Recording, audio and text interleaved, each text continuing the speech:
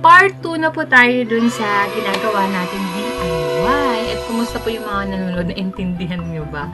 Hindi kasi siya talaga masyadong yung pagtuturo ko doon. Pero, bala ko ulit gumawa ng tutorial na step by step talaga. Kasi hanggang ngayon, may nagtatanong sa akin kung paano. And, sobrang happy ko kasi may na-receive akong message na nag-send siya sa akin ng gawa niyang tutu dress na ako nagturo sa kanya pero chat lang. Sabi niya sa akin, sis, ang enjoy pala gumawa ng tutu dress. At napaka-advantage yan sa mga mami na may baby na little girl. Kasi sila ang pwede natin gawing model, dun ka magsusukat. Naku, hindi napakahirap. Ako kasi yung baby ko is puro boys. Kaya sobrang minsan, tulad ngayon, yung ginagawa ko, ang nagpagawa is 1 to 2 years old. Sinukat ko siya dun sa baby ko, 1 to 2 years old. Pero, minsan kasi may baby na magkaiba sila ng body, ng katawan, ng build ng katawan. Merong magtutuna, pero maliit pa rin. Meron naman tuna, akala mo magti-3 na. Kaya minsan, yun din yung aanahin natin, di ba? So, ngayon, natapos ko na siya. Nabuo ko na yung dress. Meron ng off-shoulder. Kung nakita nyo last part ng video, di ba? Ng part 1, may off-shoulder na. Nakabit ko na yung off-shoulder. Yung skirt, meron na rin. Yung kulang na lang is yung parang ruffle dun sa, dito yung sa dulo, yung ruffle sa dulo, tapos mga flower, then all set na tayo. At syempre, lalagyan ko sa likod ng ribbon para surprise ko yun sa kasi para sa akin pag pangbata, mas nagmumukha siyang gown talaga pag may ribbon. Di ba dati ganun naman pag may mga gown, yung bata may ribbon sa likod. Ang ganda, ang cute, tsaka talagang ang cute niya talaga tingnan. Okay. Again, sasabihin ko po sa inyo, hindi po ako professional mananahe or kung ano-ano pa man, cutter, ganyan, hindi po. Ako ay natuto lang din. Siguro kasi hilig ko po talaga itong ginagawa ko. At the same time, nagbebenta na rin po kami ng mga tela, ng mga raw supplies for making DIY tutu dress. At sobrang willing po ako magturo sa mga mommies. Talagang gusto. Talagang may mga mommies talaga na willing to learn. Kahit dati sa kahit nung nandun kami sa shop dati, tatawag sa akin, "Mommy, paano ba to? Paano ba mag-cut?" Ganito, gano'n. Nakakatawa kasi yung lagi kong, pag nag-video chat kami, ang lagi kong ginagawa or nagsisend ako sa kanila ng videos, mabilisan sa shop, gumagawa ako ng video. Ang ginagawa kong tela is papel. Kunwari, ito yung 60 week, ganito. Pero ang hirap pa rin talaga. So, may isang mommy na nag-request sa akin na bakit hindi ka mag-upload sa YouTube, then yun na lang yung ibibigay. So, diba? Parang ang galing niya. So, tuloy-tuloy na ako. Ito na. Sobrang thank you sa mommy na yon na nag-advise sa akin na i-upload ko na lang, mag-upload na lang ako dito sa YouTube. Tapos, yun na nga yung ginagawa ko ngayon. Pag may nagtatanong, paano mo mag-cut ng ganito? Sinisend ko na lang sa kanila yung link. Tapos, okay na. So guys, let's start na!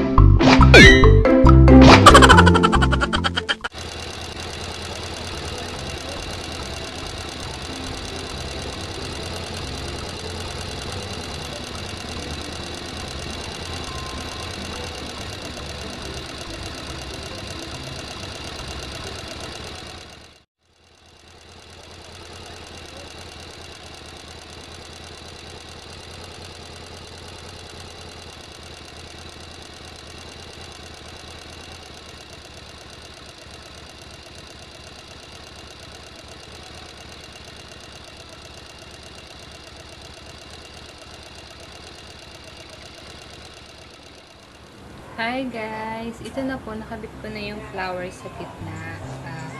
yung likod po ng flower is felt globe.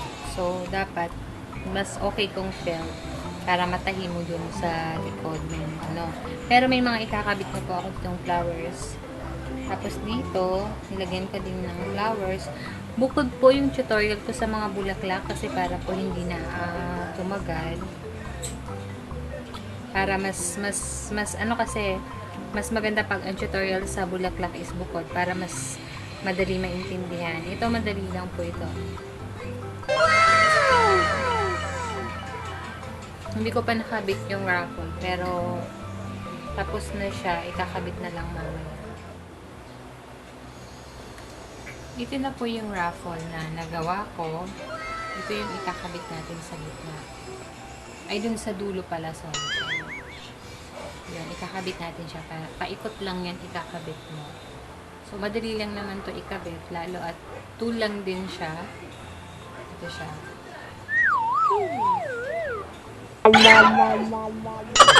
Cute. Yan. Cute to. Matatapos na to bukas. Mag-meet up na kami nung nagpagawa nito. Para, actually, reseller po namin yun siya. Mas maganda din mag-reseller.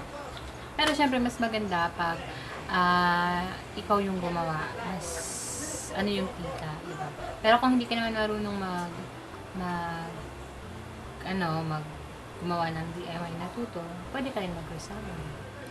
Yung mga flowers, ibubukod ko na lang yung tutorial niya talaga. Kasi para mas malinaw. Kasi ang dami rin sa akin nagtatanong ng tutorial ng flowers. Medyo mas ano dito pag hahaba yung video ko masyado. So, abangan nyo na lang yung next din na susunod na tutorial. Sa ngayon, yung pagbuo muna ng tutu dress na gagawin natin.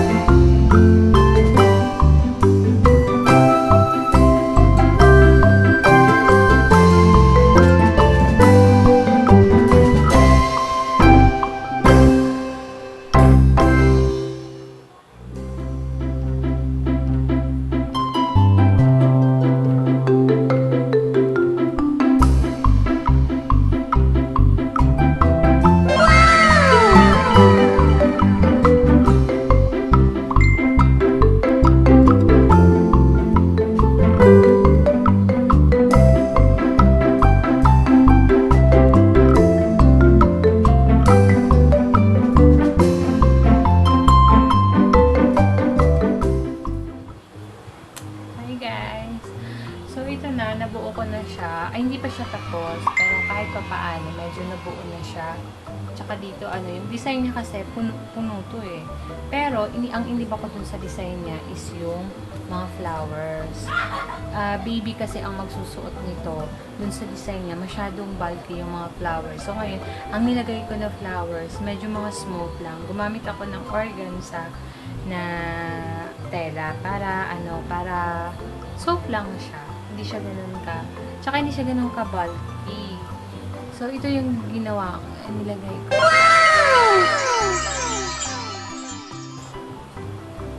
Tipo, avoid naman pa. So ito naman nabitin, hindi pa na so gagawa pa ako. Pero aayusin ko po ito. I'm so excited, I cannot hide it.